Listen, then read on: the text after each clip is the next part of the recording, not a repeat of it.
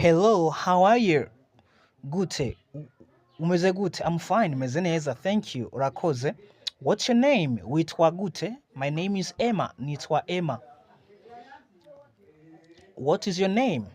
My name is Emma. Where are you from? Uva hehe? I'm from England. Mva mu Bwongereza.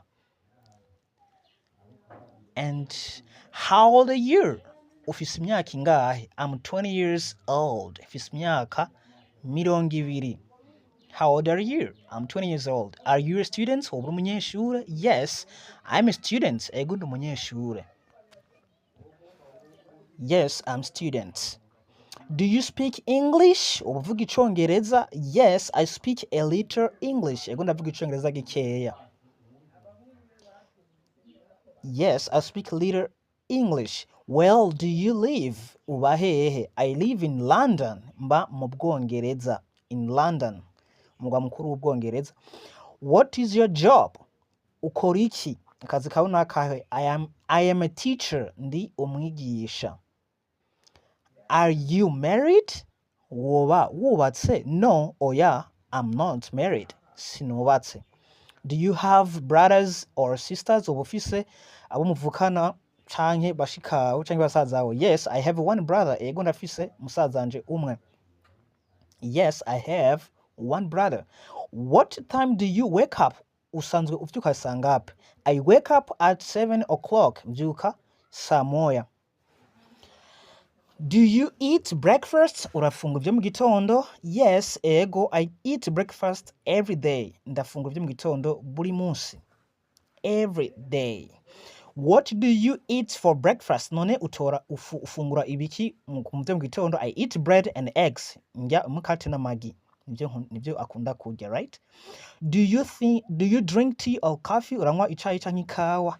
I drink tea. Nywa icayi. Nico akunda kunywa. What time do you go to work? Uja gukora ryari? I go to work at 9 o'clock. Nkunda kuja gukora saa tatu. 9 o'clock. 9 o'clock. I go to work at 9 o'clock. What time do you? How do you go to work? Uja gukora gute? I go by bus. Ngenda na bisi. How do you go to work? I go by bus. I go by bus. Ngenda na bisi. Do you like your work? Urakunda akazi kawe? Yes, I like my work. Ego ndakunda akazi kanje. Do you like your work? Yes, I like my work. Yes, I like my work. Yes, I like my work. What do you do after work? None ukora iki nyuma y'akazi? I watch TV after work. I watch TV after work. Ndaba televiziyo inyuma y'akazi. What do you do after work? I watch TV after work. Araba televiziyo inyuma yaje gukora akazi kose kahetse. What time do you sleep? Ukunda kuryama saa ngapi? I sleep at 10 o'clock.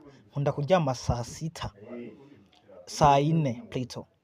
What time do you sleep? What time do you sleep? I sleep at 10 o'clock. At 10 o'clock. Do you take a nap in the afternoon?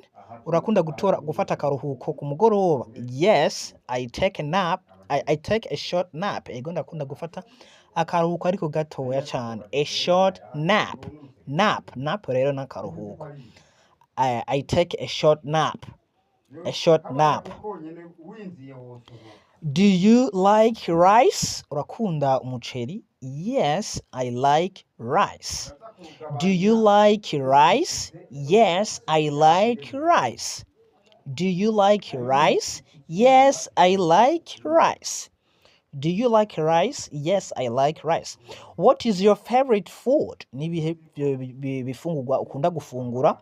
My favorite food is pizza. My favorite food is pizza. Ibyo nkunda gufungura cyane rero ni pizza. Pizza. Yes, pizza. We don't dusoma pizza. Pizza. It's a pizza. What's your favorite food? Do you eat fruit every day? ukunda kurya ivyamwa buri munsi? Yes, I eat fruit every day.